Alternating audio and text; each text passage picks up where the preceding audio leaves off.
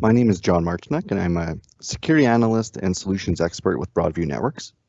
I hold my Certified Information Systems Manager and Certified Information Systems Security Practitioner designations. I'm one of few people holding both of those in the prairies, and this is another unique, invaluable service that Broadview can offer. I'm very excited to speak to you this morning about the benefits and value of the CIS control framework.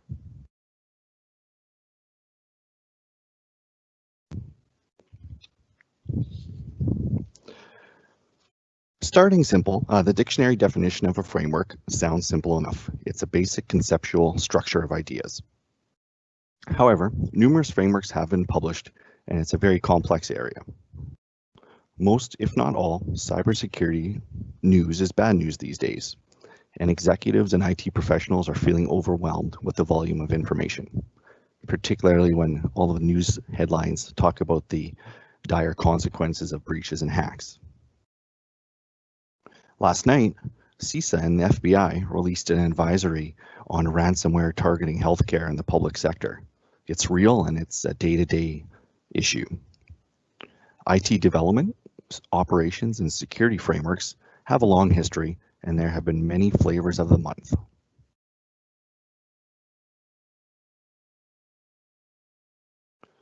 Before we get into selecting a framework, let's talk about some common cybersecurity myths. Firstly, small and medium-sized businesses are not targeted by hackers. Very wrong. SMBs made up over half of last year's breaches. In a stat I read last night, only around 30% of SMBs remain profitable after a breach. Many go out of business after one incident. Secondly, only certain industries are vulnerable to cyber attacks. Wrong again. Any business with proprietary or sensitive information is at risk. Thirdly, cybersecurity threats come from the outside. Incorrect. Insider threats are just as likely these days and are much harder to detect. Number 4, if cybersecurity is solely the IT department's responsibility. That is not true. All employees play a critical role in keeping your company safe. And lastly, you will know right away if your computer is infected. Very wrong. Modern malware and threat actors, hackers, have gotten extremely stealthy and linger in systems for months before any detection. Why do I mention these myths? It is because the framework you select must include architectural, people, process, and technical controls. Ideally, it maps to other compliance frameworks that your business is subject to. And in a perfect world, the selected framework will be cost-effective, practical, and realistic. I'm not sure how many of you have tried to meet ISO compliance, but they are far from any of these things. The CIS controls make this all possible.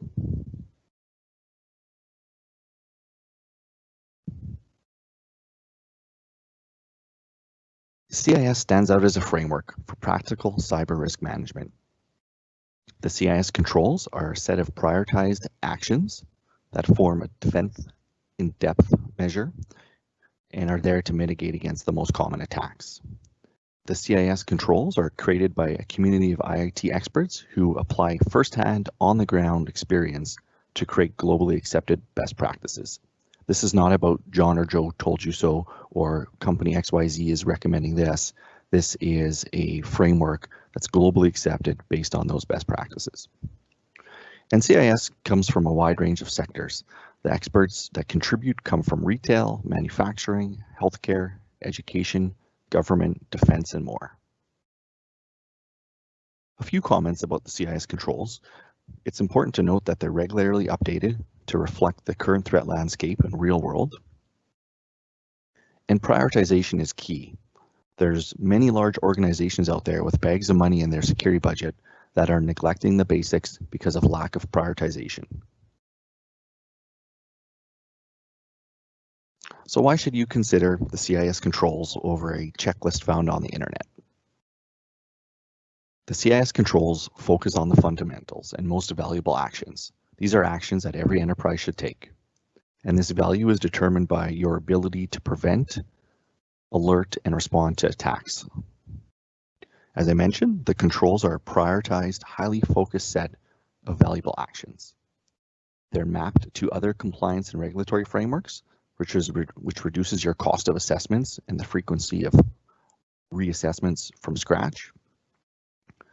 And from a management executive perspective, the controls are measurable and can be used to establish a shared language with executives in your organization. One of the main benefits and differentiators of CIS is its focus on fundamentals. I want to talk a little bit about maturity as well. I do not have a slide specifically for the cybersecurity maturity model. However, it's an advanced CIS feature that's important to mention. The CIS controls are mapped to the maturity model's 5 levels. Level 1 starts with ad hoc activity that is not well defined, while level 5 moves you to continuous optimization with automated and integrated security processes. Most businesses, large or small, are running their security programs at level 1, and it is not good enough today. A key takeaway here is that the framework guides you in improving and maturing your security controls and posture, and this is done over time through continuous improvement, measurement, and metrics. As we all should know by now, cybersecurity is not a one-time purchase or a one-time project. It should be an ongoing effort that requires participation from everyone in your organization, top down. The CIS controls are separated into 3 distinct categories. It's important to note that many organizations are not doing the essentials well enough and have poor basic cyber hygiene. The basic controls are controls that should be implemented in every organization for the essentials. Foundational controls are moderate to advanced techniques that provide clear security benefits while meeting best practices. And lastly, the organizational controls focus more on people and processes. As I said, this is a top-down, continuously improved area. Organizations who typically adopt the CIS framework set goals of achieving the basic controls in year 1, foundational in year 2, and organizational in year 3. Another common roadmap that's created from CIS is achieving the basics in year 1, and then picking the controls from foundational and organizational that are most applicable to you in the following quarters or years. Let's dive in and talk about each CIS control group. In the basic group, your essential cyber hygiene, 1 and 2 are the inventory and control of your hardware and software assets. We cannot protect what we do not know about. Number 3 is vulnerability management. Adobe, Apple, Google, Microsoft, Oracle, you name it, have regular monthly patch cycles. If you do a search in NIST National Vulnerability Database, there were 4,900 plus records of vulnerabilities returned from the last 3 months. Number 4 is the controlled use of administrative privileges. No one should be running day-to-day as an admin, and this includes your Microsoft 365 account if it's a global admin.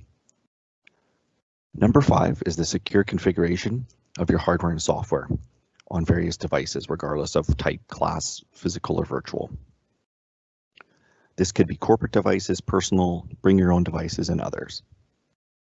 Number 6 is the maintenance, monitoring, and analysis of audit logs. Many organizations have set up logging, but very few actually audit and review the logs or have appropriate, timely alerts set up. Some organizations are receiving alerts but ignoring them altogether. As I mentioned, these first 6 controls form your basic cyber hygiene and should be the first step that any organization takes.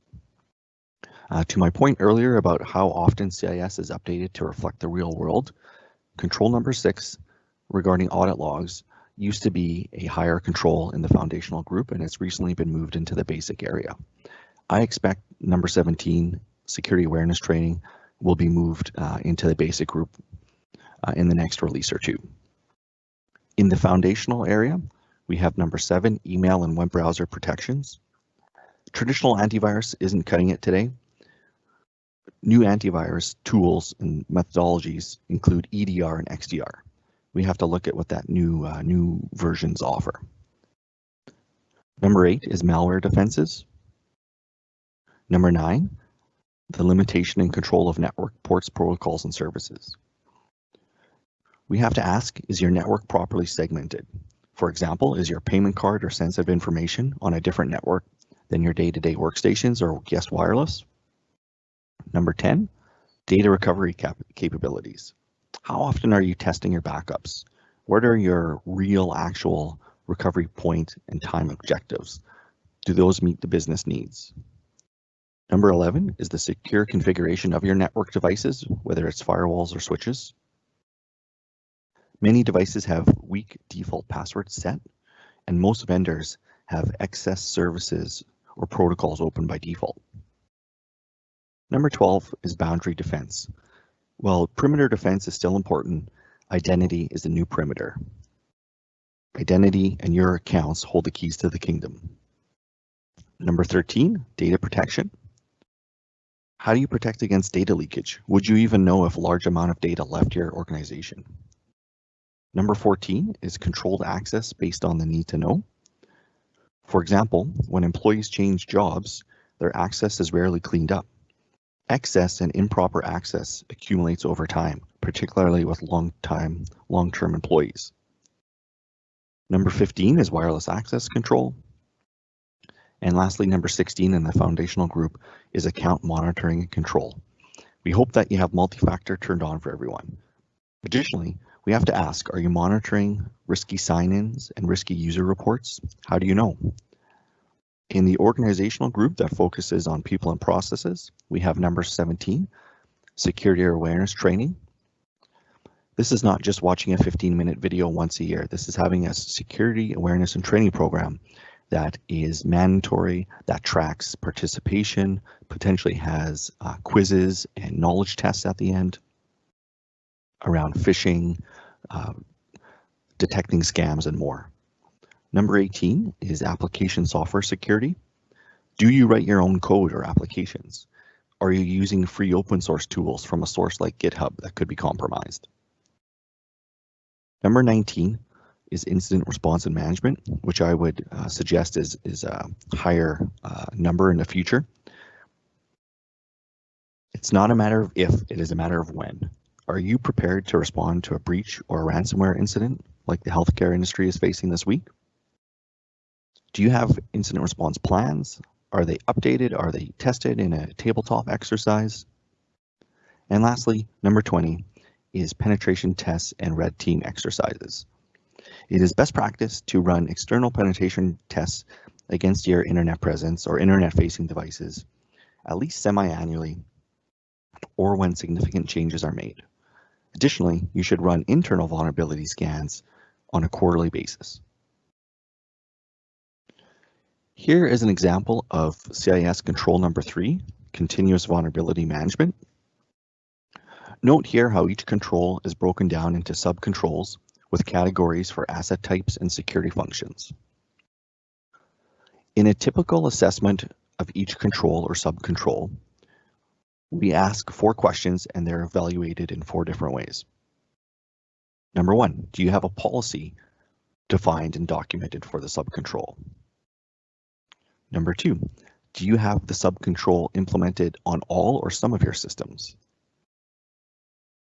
This is not about checking a box. For example, if you're auditing all of your servers, but not auditing your workstations or other devices, you cannot say that you have it implemented on all systems. You can see at the bottom of the slide here, there's a sample control. And for policy, in this particular case, yes, there is a written policy. The control has been implemented on most systems. It's also automated or enforced on most systems. And parts of the policy are reported to the business. This makes up your scoring, which I'll get into later. As I mentioned, number 3 is the sub-control automated or technically enforced in some fashion. And number 4, are you reporting that control to the business? So you can see that each control and control group are evaluated in a few different ways. How would you get started with CIS?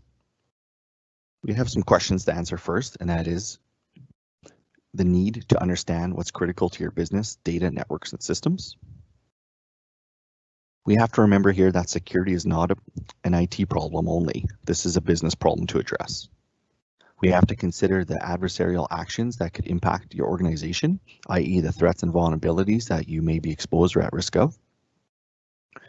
And we take this to develop a plan for assessment, implementation, process management, and remediation. To assist with this, the CIS controls leverage something called implementation groups to address the above questions and prioritize its utilization.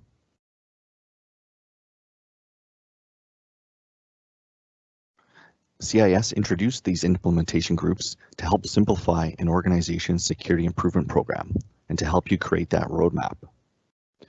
The groups are self-assessed categories based on items such as data sensitivity, proprietary information, resource availability, and risk profile. The controls should be implemented in implementation group 1, followed by 2, and then 3. As I mentioned earlier, implementation group 1 and those basic cybersecurity controls form your basic cybersecurity hygiene and should be done as number 1.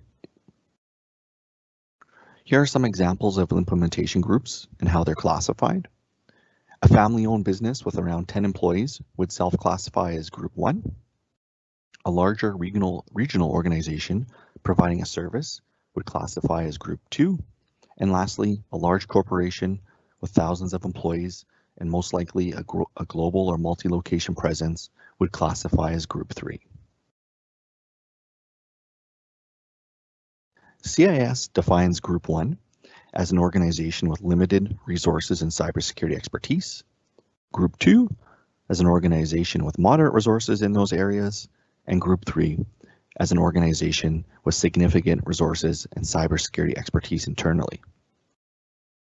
From a controls and subcontrols perspective, the subcontrols for group 1 are generally for small or home office software environments where sensitivity of data is low. The controls for group 2 focus on helping internal or external security teams manage sensitive content, whether it's client or company information. And lastly, the controls in group 3 attempt to reduce the impact of zero-day and advanced sophisticated threats. Think about APTs or threat actors from Iran or Russia as an example.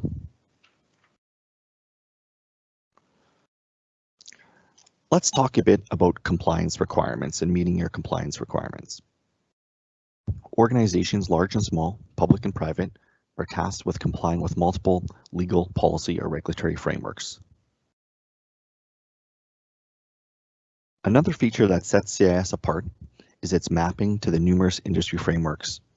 This helps you eliminate rework and reinventing the wheel when doing assessments. For example, you could perform a CIS assessment, and if for whatever reason you're called upon to respond to a PCI or NIST assessment, we can simply map and translate your CIS assessment into the other frameworks with very little work. This reduces the cost and complexity of further assessments and audits. Relevant mappings that CIS can relate to include the Cloud Security Alliance, COBIT for Risk, FISMA, GDPR, HIPAA, ISO, IDLE, NIST, PCI for payment card industry, and many more. Here's an example of how CIS maps to the NIST cybersecurity framework. It's important to note here the combination of one-to-one and one-to-many control mappings. We can see that CIS provides value in multiple NIST categories here.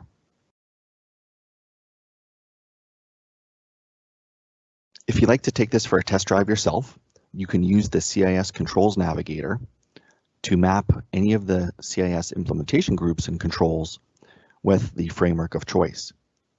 In this example, you can see that the CIS controls in implementation group 1 are mapped to the payment card industry data security standard.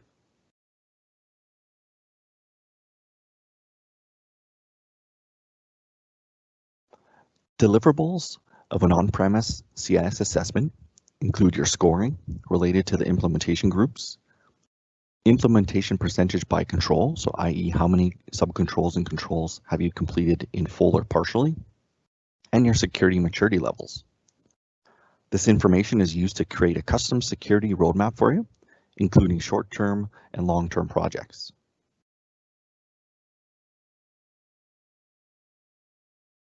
We can work together to budget, plan, and resource each remediation task, whether it's large or small. And remediation, as I mentioned, is broken down into these two categories: time and material items and larger projects, to help you improve your maturity and posture.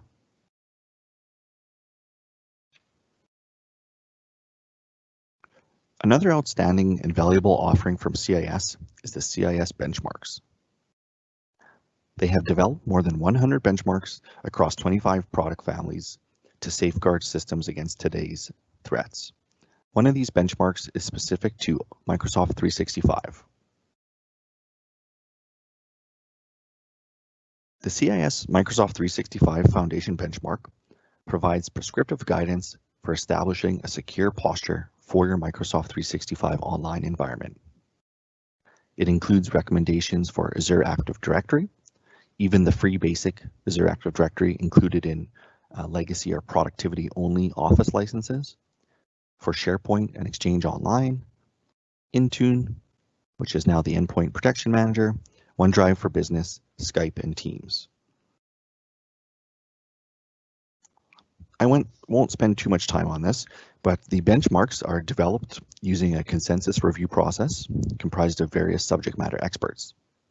These experts come from a diverse set of areas and backgrounds, including consulting, software development, audit and compliance, operations, government, legal, and other areas. So who can benefit from it and leverage these benchmarks to show measurable security improvement? Really, at the bottom line is the benchmarks are intended for anyone who plays a part in developing, deploying, supporting, assessing, or securing solutions that incorporate Microsoft's 365 online services. This is applicable whether you're just using email only or advanced licensing and the other features.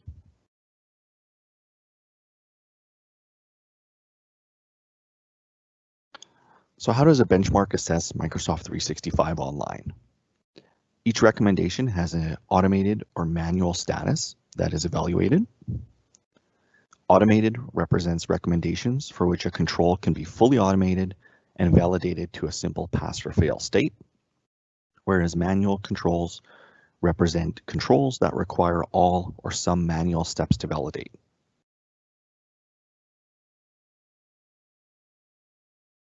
There are two levels available to assess your Microsoft 365 environment.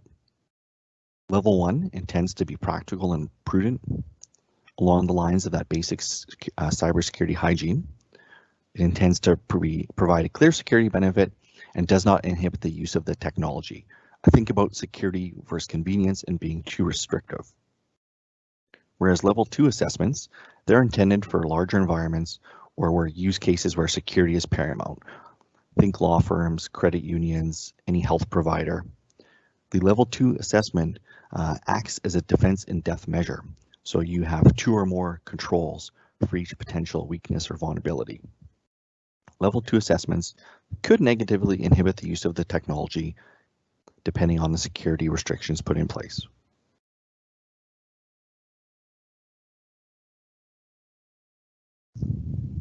Deliverables of a Microsoft 365 online CIS assessment include your documented remediation priorities, and we provide a detailed breakdown of items considered a pass, controls to regularly review, and controls requiring further discussion.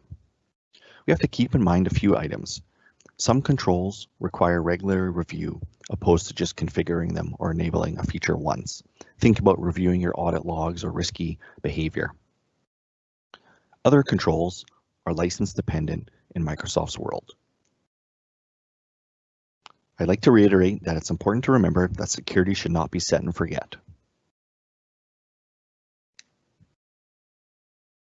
You can see in this sample here that even with a basic Microsoft license, there are 70 controls to evaluate, and we help you evaluate those in terms of a pass, remediate, review, or discuss breakdown.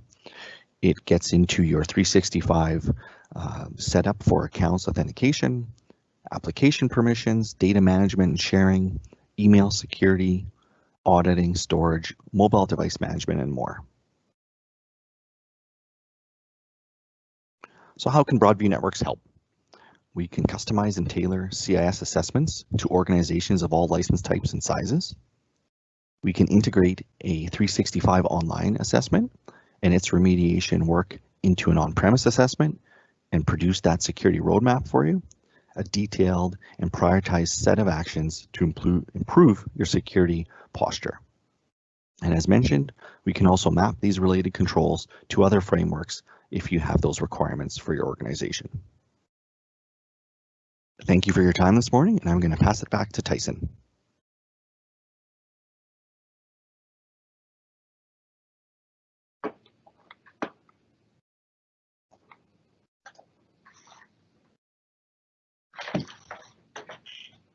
Hi, John. Thanks very much. Now we'd like to open up for any questions anyone might have. So if you have any questions, please go ahead and ask your questions in the live Q&A portion of the webinar screen, please.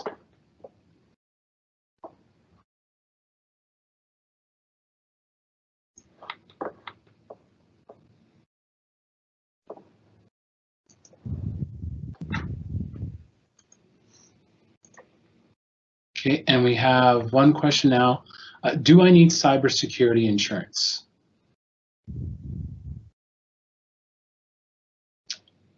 John, we're not getting your audio.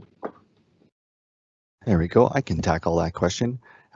In today's world, I think it makes a lot of sense, given the day-to-day risks and threats that we're facing. Okay. And will having something like the CIS controls in place help with cybersecurity insurance at all? Using a framework like CIS will, at the very least, show your insurance provider that you are following a framework, globally accepted best practices, and that you're making the effort and have a plan for continuous improvement over time. Okay, that's good. I'd love to see if we have any more. Will this help with a cybersecurity incident or some sort of a breach? Correct. Yeah, one of the controls is incident response, and it's all about being prepared and how you respond, whether it's data loss or ransomware.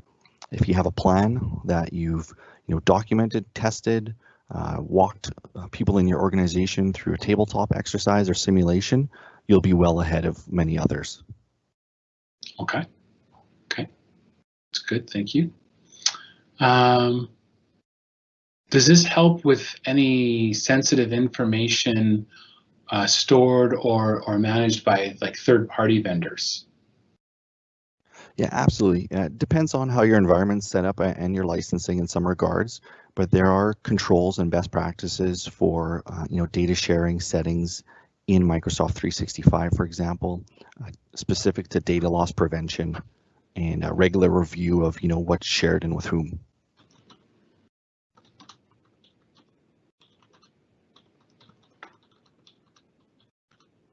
There's a question about, is this being recorded and distributed after the webinar is complete? I don't know if we're distributing it, but I believe it's being recorded and will be available on our website afterwards. So if you reach out to your account manager or go to our website, you should be able to access it after the session is complete.